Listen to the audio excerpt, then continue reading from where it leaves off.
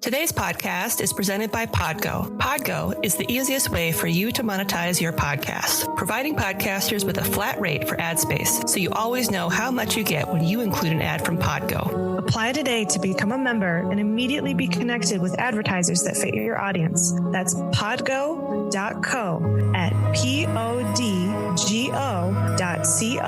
And be sure to add our podcast in the How Did You Hear About Podgo section of the application.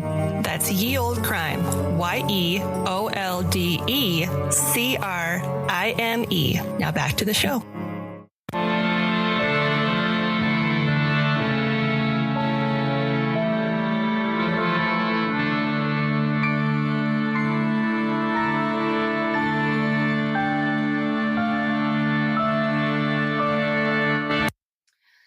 Hello and welcome to Ye Olde Crime, where we discuss the funny, strange, and obscure crimes of yesteryear. I'm your host, Lindsay Valenti, and with me is my sister and co-host, Maddie Stengel. Hello. Hello. How are you?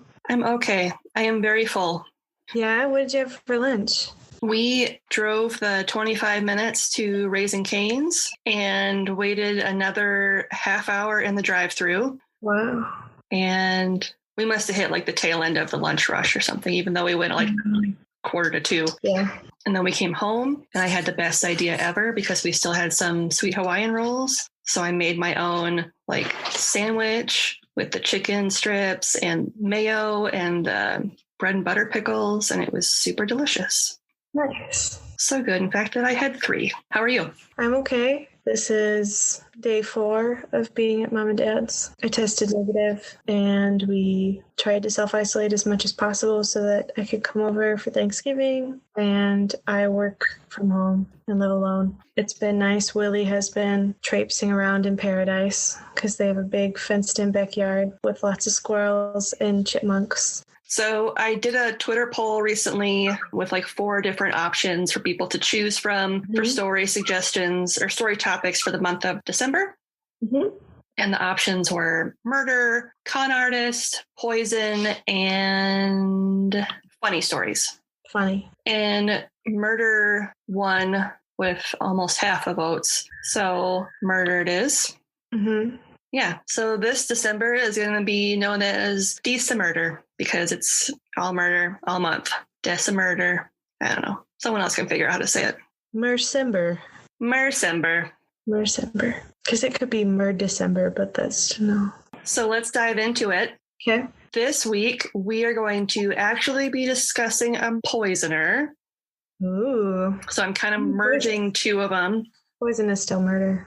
Generally. It is still murder. More often than not. Yeah. Not everybody survives poisoning, or we wouldn't be talking about it. And this one is German. So there's going to be lots and lots of German words in this one that I painstakingly translated via Google and wrote phonetically. So good for you. We will see how I do. 2 steps to try to not be wrong. To try not to mangle the German language.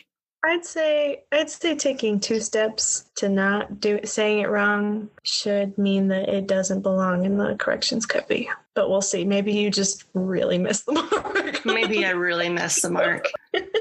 It's like Apple's like 2-step verification process. That's how I do my translating. It's a 2-step verification process. There you go. So this week we're going to be covering the story of Gesche Gottfried, the Angel of Bremen. Ooh. Have you heard of her? No. Sweet. You are not going to like her when this is done. Oh, no. Okay. So information for this episode was pulled from the following sources. A 2019 Byline Times article by Mike Stuchberry, one of those. A 2019 Executed Today article. A 2016 Forensic Science article by Per Holk. Atlas Obscura, hellhorror.com, Murderpedia, and Wikipedia.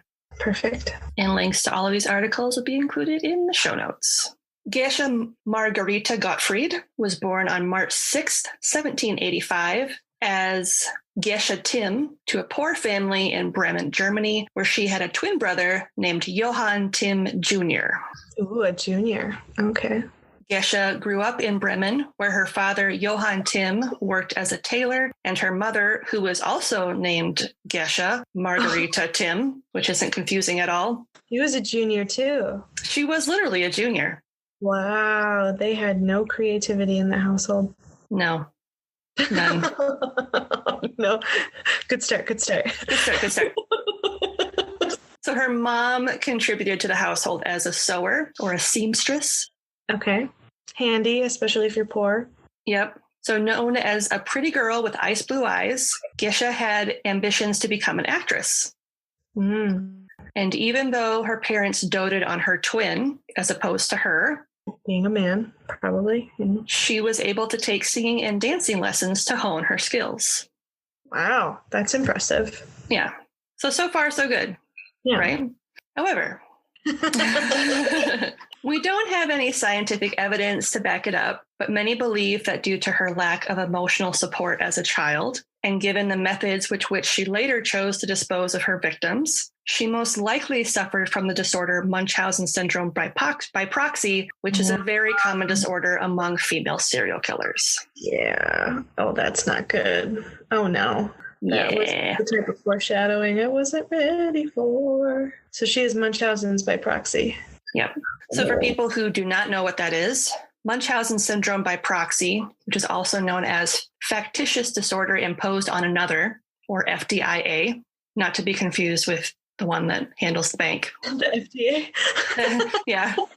Is a mental condition where a caregiver will create the appearance of health problems in another person, usually a child, but sometimes a spouse. And although it's not 100% clear what a person who suffers from this disorder actually gains, it's generally understood that it puts them in a position where they can gain attention and sympathy, as well as be able to manipulate doctors and others. Yeah, typically from all the Munchausen's by proxy cases that I've been able to read about or see, it's usually the desire to have the sympathy, the attention that way, and also to get free stuff. That's usually the biggest thing, is getting things without having to work for them. I'm sure a small part of it too has to deal with the knowledge that you are in total control of all of the situation. Yeah, that you essentially hold the life and death of someone in the palm of your hands based off your actions. Yep. So there's got to be some sort of power trip there. Oh, absolutely. It takes dedication. I feel like it takes a lot of dedication to be a poisoner or a poisoness. I put in a recent and famous example of this syndrome would be the well-documented case of Dee Dee Blanchard, who basically tortured her daughter Gypsy Rose her entire life, creating a slew of supposed medical conditions before Gypsy eventually turned on her abuser and had her murdered. So that's one of the most recent and most well-documented and well-known cases of Munchausen syndrome by proxy. Yeah, because as soon as she was out of her mother's grasp, she was completely healthy with no issues. So back to Gesche. Mm-hmm. Over the course of 14 years, she would kill 15 people, the bulk of whom were her own family. Damn. Mm-hmm. Okay. And heads up for our listeners, some of those family members will be children. Nothing graphic will be stated about it, but just so you're aware that there are going to be cases of infanticide. If that's triggering for you, just heads up. Wow. Oh, no. Yeah, just wanted to say it up front. Great. So through some interventions on the part of her parents, Gesche made the acquaintance of a wealthy saddler named Johann Miltenberg, whom she married in 1806 at the age of 21, which would have been really old for a woman at that time. Yeah. This was quite a coup for her and her family because it was so uncommon for someone of such a lower class to marry up into the bourgeoisie. And unfortunately for Gesche, this wasn't a happy marriage. Miltenberg did not want her to pursue any of her hopes and dreams of becoming an actress or a dancer or a singer. And in fact, he was a drunk and a lecher who spent the bulk of his time in brothels and saloons. Great. So he wanted a trophy wife, essentially. Pretty much. Yeah. And seeing that her husband was frittering away the inheritance he'd received from his father and their only form of support, she decided to kill him. I mean, I see it. I mean, I would want to kill my husband if he was doing that. I don't know if I would literally kill my husband, but I would definitely want to. Yep. I mean, there's that fine line of like, yeah, you'd want him to stop. It would Yeah, I could see it. I don't know if I could do it, but I could see it. Yeah. So when he died in October of 1813, no one was really surprised given his extravagant lifestyle. Mm-hmm. And Gesche, then 28, was given the nickname the Angel of Bremen for appearing to sacrifice much to care for her absentee husband during his long illness. Aww. And as we all know, appearances can be quite deceiving. Yeah. Yep. So at the time of Miltenberg's death, Gesche was already on intimate terms with her late husband's good friend, a wine merchant named Michael Christoph Gottfried. Oh, and he's into wine. Ooh. He's a seller of wine. Yeah. Gesche's parents strongly disapproved of the match, especially considering Gesche would be entering the marriage with her 3 children that she'd had with Miltenberg, her daughters Johanna and Adelheid, and her son Heinrich. Didn't know about the kids. Okay. Yep. All right. So even though they had like a super shitty marriage and they were together for 7 years. Oh, wow. So she had 3 kids with him over the span of 7 years. That would make sense. So Mr. Gottfried seemed to share her parents' disapproval, as he didn't seem to want to marry a widow who had 3 additional mouths to feed, especially considering they were children that weren't his. Well, and she came from a poor family, and the husband she married, while well off, was not good standing gentleman. Yep. Like, everybody knew he was in brothels and stuff. Yeah. So she had a lot of, drama in her life. Well, and just kind of a lot of undesirable marks against her, I guess. Yeah. She would make for a good TLC show today. She would. What would that be called? It has to start with a G. Going places with Gesche. Yeah. Going up with Gesche. Growing up Gesche. But this wouldn't be a problem for long, as her family members seemed to mysteriously fall ill and die shortly thereafter in rapid succession. Okay. First was the death of her mother, Gesche Margarita Timm, on May 2nd, 1815, Gesche I. About a week later, her 3-year-old daughter, Johanna, passed on May 10th, and about a week after that, her 6-year-old daughter, Adelheid, died on May 18th. Okay. All of the flu, right? Something. But there were still a few obstacles preventing her from bagging Mr. Gottfried as her second husband. So on June 28, 1815, her father Johann Timm died quite unexpectedly, and her 5-year-old son Heinrich soon joined his sisters on September 22nd, 1815. Okay, so how short of a time was all of this? So it was from May to September. Wow. Oh, wow. Okay, so that was pretty ballsy. Mm-hmm. Wow. Okay. And you'd think that 5 deaths, all in pretty quick succession in the summer, would cause a few red flags to pop up, but not in 1815, because it wasn't unusual for epidemics to sweep through towns such as cholera, typhoid, and diphtheria. And it was very common for whole families to get wiped out if they lived in cramped and unsanitary housing, such as was the case with Gesche and her family. Awesome. And even with all of her obstacles to marriage now removed, Mr. Gottfried was still dragging his feet when it came to marrying Gesche. It didn't help that a year after her children and parents had passed, her twin brother suddenly appeared back in Bremen. Well, not gonna lie, if you were managing the family and everybody just started dying, like you were still cool and didn't get sick, I'd probably be sniffing around too. I'd be like, what are you doing? Well, so Johann Jr. was a soldier. Okay. And he fought against Napoleon. And when he returned to his family home in early 1816, jobless, sick, and mentally disturbed. PTSD. PTSD. Awesome. Good descriptor of that. Yes. Great. Awesome.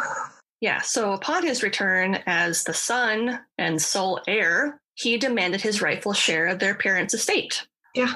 A demand that Gesche wasn't too pleased about. That makes sense, especially since there was probably the underlying fight of he got everything always. Yep. He got all the love and attention, and she got diddly squat. Yep. So it's pretty unsurprising that on June 1st, 1816, Gesche took her brother's life by feeding him some fish she'd cooked with a heavy dose of arsenic. Would you like some almonds? Let's have some nutty fish. Great. Almond encrusted fish. So no one seemed to think anything of Johann's death, with the doctor noting venereal disease on his death certificate as his cause of death. Oh, I know. I was like, poor guy. Not only did he come back from the war like broke, sick, and with severe mental illness because of what he saw. Yeah, probably some really intense PTSD. Yeah, like... He just wanted enough money to survive. Like, he probably would have left. Yeah.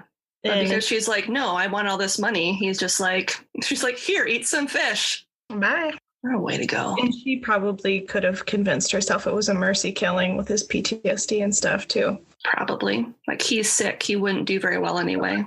Mm-hmm. Or he's sick and he doesn't have a job, so he's just going to come back and try to mooch off me in the future. Yep.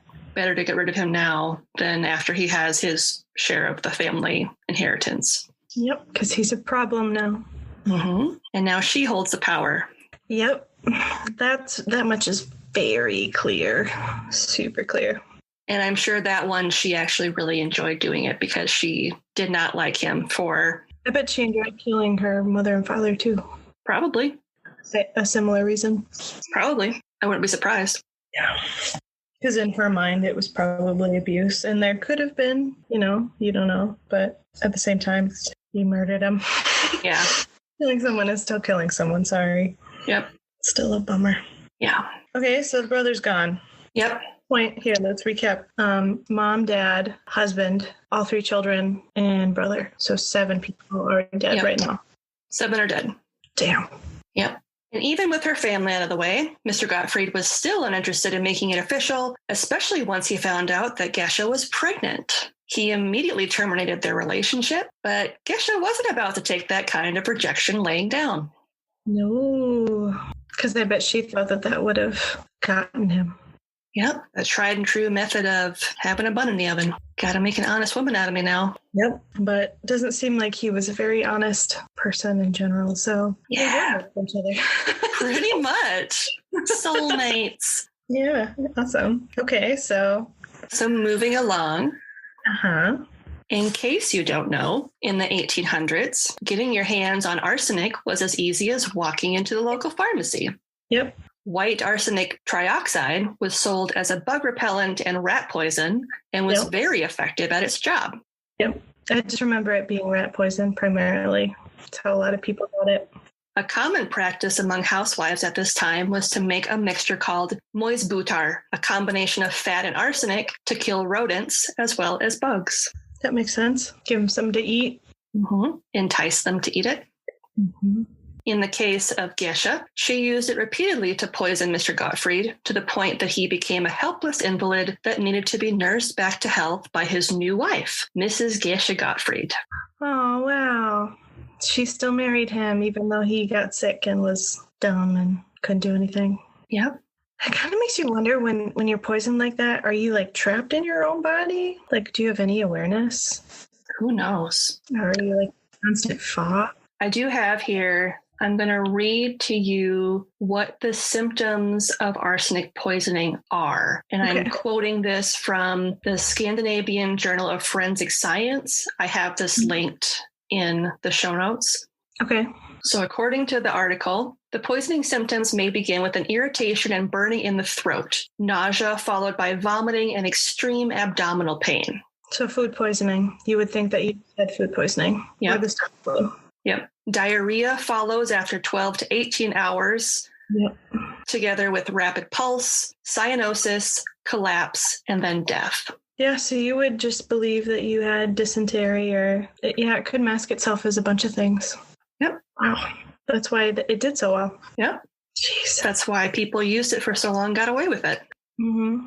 So even after he eventually broke down and married Gesche, this didn't earn him a miraculous recovery. Michael Gottfried died on July 5th, 1817. And unfortunately for Gesche, the child she carried was stillborn, and the money she'd made by marrying Gottfried quickly dried up. So she needs somebody new now. Yep. And I wonder how her baby became stillborn. That's strange. Somebody who would know how to poison someone just enough to... Maybe handling all that arsenic? Yeah. Maybe you kind of poisoned yourself a little bit? Probably. I don't want to assume. Heaven forbid. In this Heaven forbid. I would hate to insult the memory, the blessed memory of Gesche. Of course. Either way, several years later, Gesche received a marriage proposal from her neighbor, Paul Zimmerman. He's a local merchant in Bremen, and they married in the spring of 1823. Okay. And at that time, Gesche was 38 years old. Yeah, it was 6 years after her second husband died, because he died in 1817, yeah. And around this same time, Gesche saw an ad in a local paper about a sale on Mäusbutter at the pharmacy. Oh my God, that's her favorite. Honey, She loves it. Can you get me just like a closet full of it? Wishing to see if it was the real thing, she quickly bought a jar and put some on a few slices of bread when she made a sandwich for her fiancé. Unfortunately for Mr. Zimmerman, the Mäusbutter seemed to work as he died on June 1st, 1823. But not before he'd added Gesche to his will, allowing her to inherit a decent inheritance. Wow, this poison, I wonder if it works. I'm going to put it on toast. Well, because it's like fat, so they would have used it kind of like butter. Yeah, but I wouldn't have put it on anything that I would have wanted to eat. Like, that should have been a red flag for husband number 3. He probably had no idea. I know. I want somebody to see her do it and be like, why are you putting that on toast? Rats love toast. I mean, sure, but like... I mean, it is technically called mouse butter. That's what the translation is. It's mouse butter. Why take the extra step in toasting the bread for the thing you're going to kill? It's the last kind of a thing? I don't understand. So, unsurprisingly, Gesche did her best to keep up a comfortable and fashionable lifestyle after the death of 2 husbands and a fiancé. Yes, modest life. She did her best to juggle costs, but before long, creditors started to come a-knocking. Did she send them mouse butter cookies? No, but with a fresh supply of arsenic at her disposal, Gesche continued to dispose of people as the mood struck her, most likely for some sort of financial gain. Perfect. Such as music teacher and friend Anna Lucia Meyerholtz on March 12th, 1825, and her neighbor and friend Johann Moses on December 5th, 1825. How would she get money from them? Would she just like rob them after they died at her house, or like? No idea. I couldn't really find that out in my research. Yeah, I suppose that would be hard if she didn't admit it, and even if she did, if she was lying, you know. Yeah. Despite her best efforts, around this time, Gesche could no longer pay for the house she'd gotten from Mr. Gottfried. This is a long one. Peterstrasse 37. She eventually sold it to wheelmaker Johann. This one's a good one too. With the condition that she be allowed to stay there forever as a kind of household keeper. Oh, yeah. She'll keep it all right. Johann agreed, but unfortunately for his wife, she soon fell victim to Mäusbutter and died on December 22nd, 1826, marking her as Gesche's 12th known victim. Jeez. So she's got 3 more to go before she gets caught. May of 1827 saw the deaths of more friends, with the death of Elise Schmidt on the 13th and her mother Beta Schmidt on the 15th. Beta was the maid at Peterstrasse 37. Her last known victim, so I guess it was 15, was her friend Friedrich Kleine, who died on July 24th, 1827 in Hanover, Germany. And Johann was no dummy. He quickly began to suspect Gesche was when he discovered white grains in a salad that she served him one day, which he refused to eat. Interesting. A few days later, he noticed more white grains in a dish of ham she prepared. It's polenta. Couscous. And he secretly gave some to Dr. Luce, who had attended several of Gesche's previous victims. He was later able to confirm that the ham contained, quote, a considerable amount of arsenic, end quote. Awesome. So on March 6, 1828, Gesche was arrested on her 43rd birthday. Oh no, not her birthday. Not her birthday. No. Whap, whap. Does she really have Munchausen's by proxy if she really didn't let them live long to like take care of them? But she did give up the pretense of caring for these people. For a couple of them, but not all of them. If the ones that she, like her friends and stuff, if people didn't know that she was visiting them, then how would they know that she's the one that poisoned them? Yeah. That didn't come out until later at her trial. So. Okay. When people finally started putting two and two together. Yep. Got it. For 3 years, Gesche sat imprisoned in the cellar under the town hall in uncommonly decent conditions given the time. She was questioned on a regular basis by Judge Franz Friedrich, who pitied her and treated her very well. Oh, she's a woman.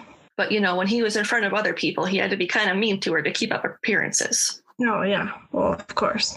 Once in court, it was proved that Gesche had murdered 16 people. I couldn't figure out who the 16th person was. I couldn't find it anywhere. So I don't know if they're counting the stillborn baby as the 16th.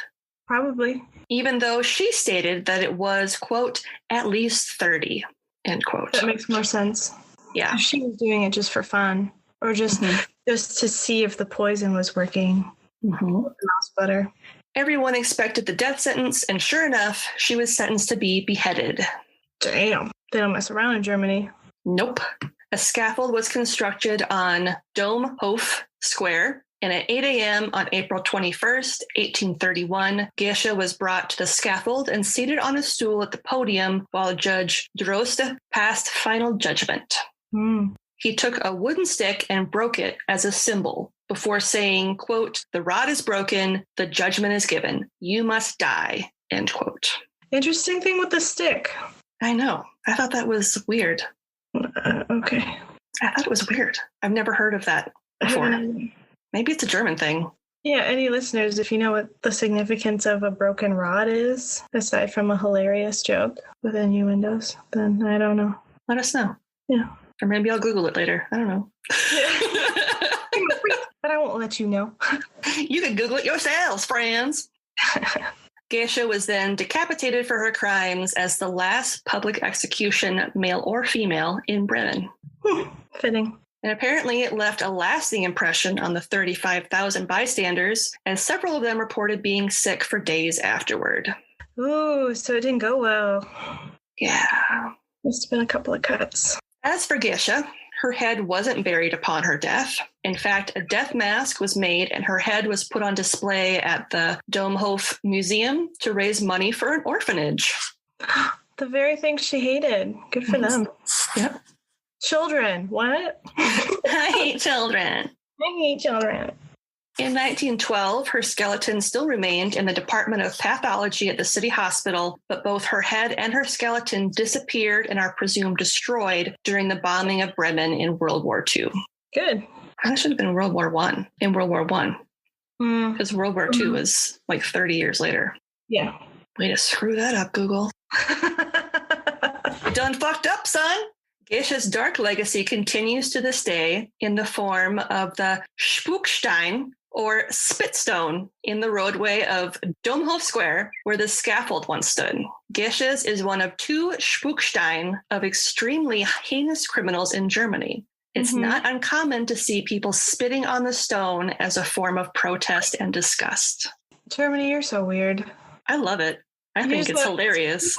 Yeah, you just have a stone that's like, look, this person sucked. And then you're like, okay. And then you spit on it and then you leave. Yeah, it's like a square, like think of like 4 square tiles that make up this like square stone. It's very obvious. It's black and it's in the middle of this like brick cobblestone type roadway.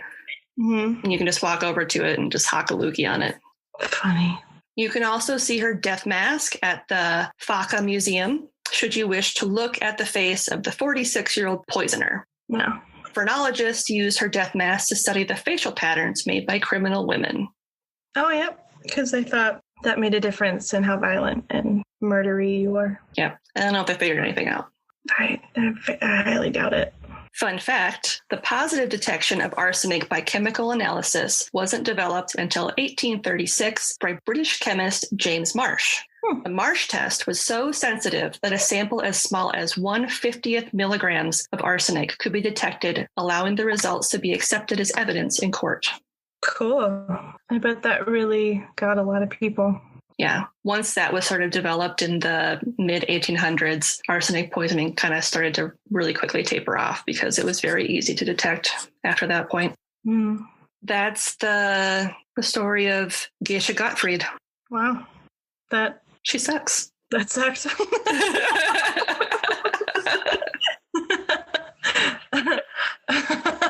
Long story short, she sucked. She did. Yeah, not a nice lady. No. 10 out of 10 would not recommend. Don't eat around her. That is not Parmesan cheese. Don't swipe left. Or don't swipe right. Yeah, swipe left all day. Left all day and night. TLC would be into her until they found out. They were like, oh, God. Oh, is that art? Oh, God. You're worse than Karen. You're canceled. Then they have a show of her in prison. Mm-hmm.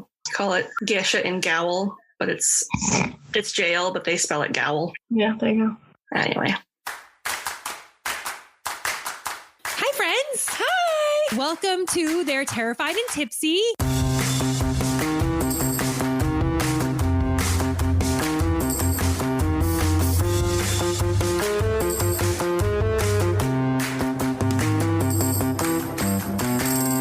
So I'll start. Okay. My name is Courtney. I love long walks on the beach, white wine, and I absolutely love scary movies. And I'm Stephanie. I also love long walks on the beach. I love white wine, but I absolutely hate scary movies. So Stephanie, can I ask you a question? Please. Why in the hell would you want to watch scary movies and do a podcast on scary movies when you hate them? Oh, that's easy.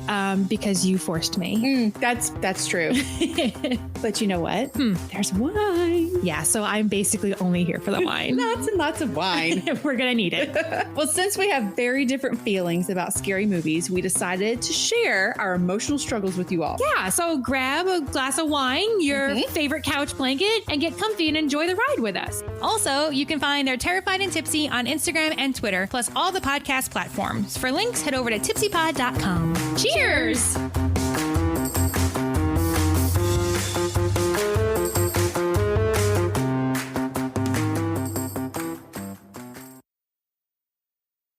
This week's podcast plug is They're Terrified and Tipsy. Okay.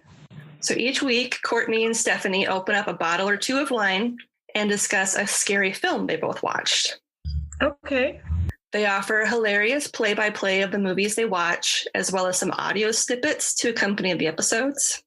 Awesome. So if you like hearing about horror movies and love to laugh, give them a listen. Awesome. Sounds good. Yeah. And this week's question is from John of the Dumb Found Dead podcast. Okay. And he said, if you were to assemble an Avengers squad of podcasters, who would they be? Like, who would your fantasy draft be? Ira Glass, because of his voice. Aaron Mahnke, Karen Kilgariff for her voice. And then Phoebe Judge for all of her sleuthing. I just want the voice actors and the hardcore researchers. And then I would just listen to them. I actually wouldn't participate at all. You're just on the sidelines like, yes. Yeah, I just have Google eyes watching them. You're just Nick Fury in the background. Yes. More like his assistant sitting in the corner eavesdropping, like probably breaking a million laws doing it. Getting the voice talent their coffee. Yeah. Here's your Diet Coke, Miss Kilgariff.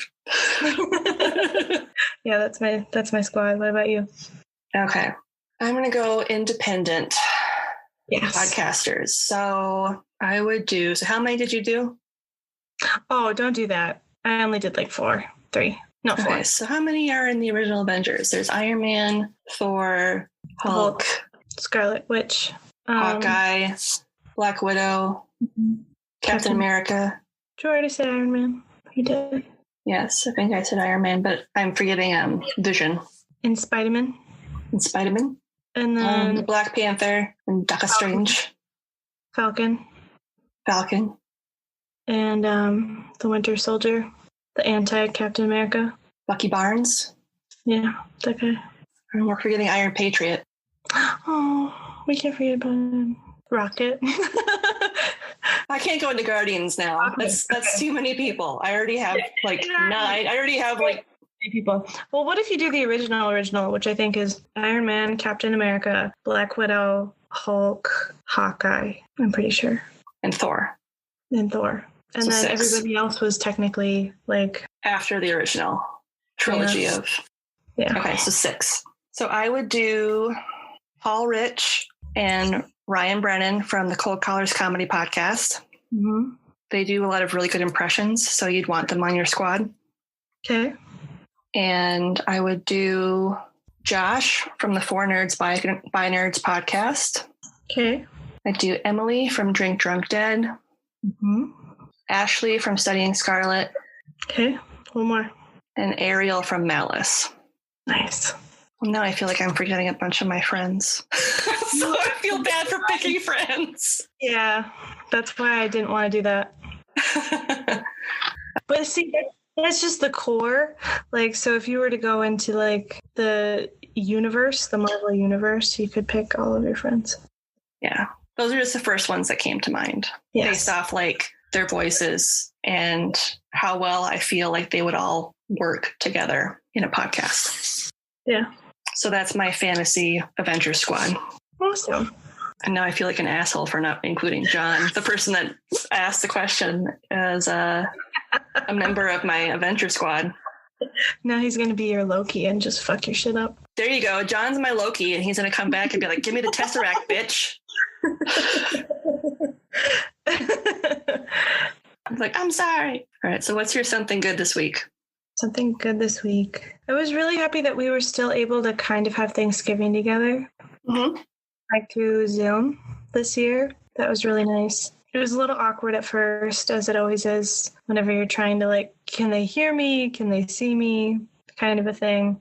It was really nice to like still sit with you guys and have dinner. Mm-hmm. And I don't know, I think really thankful that we're all still safe and being really careful. I think that's something great, especially since like I work with doctors that are currently running the COVID hospitals in Minneapolis and St. Paul, and it has changed them probably forever, and it's something that will sit with them for the rest of their lives, as it will for all of us. I'm sure there'll be stories of like, where were you during COVID? Did you get COVID? That kind of a thing. Mm-hmm. But I'm just really thankful that I am able to stay safe, and my family is safe, and we're all healthy for the most part, aside from, diabetes, allergies, toothaches, stuff that we can all take care of. So that's my something good this week. I'm just a little extra thankful for our family and how awesome we've all been at staying safe, because it's incredibly difficult, as we all know. But anything cute happen? Your kids are awfully cute. When they're not fighting, they're cute. I'm thankful because I took the week of Thanksgiving off from work. So I took the whole week off, was able to kind of relax, work ahead on a side project that will be revealed later this month. And I caught up on a lot of reading, like reading for fun. Oh, nice. That's like your favorite thing to do. Yeah, because I've been so busy lately with, writing the podcast, editing the podcast, taking care of the kids, making sure their schoolwork's done, working, all this stuff. So I haven't really read for pleasure in a long time. And I had purchased a while ago a series from one of my favorite authors, Gail Carringer. Mm-hmm. She writes kind of like a steampunk fantasy type series. Okay. And the first ones that I read were it's called the Parasol Protectorate. Okay. And it's set in like a steampunk 1800s universe in like London. Okay. Where werewolves and vampires are part of everyday society. Like they're just a known thing. Okay. And it's very funny. It's very witty. She always writes very like strong heroines in her stories. Nice. So I had read The Protectorate like earlier this year or the end of last year. I can't remember when. And there was a follow-up series that had to deal with the children of the main players in the first series. Mm-hmm. So I finished reading all those. And then I read a side story that kind of takes place in between the two series that was like a shorter novella.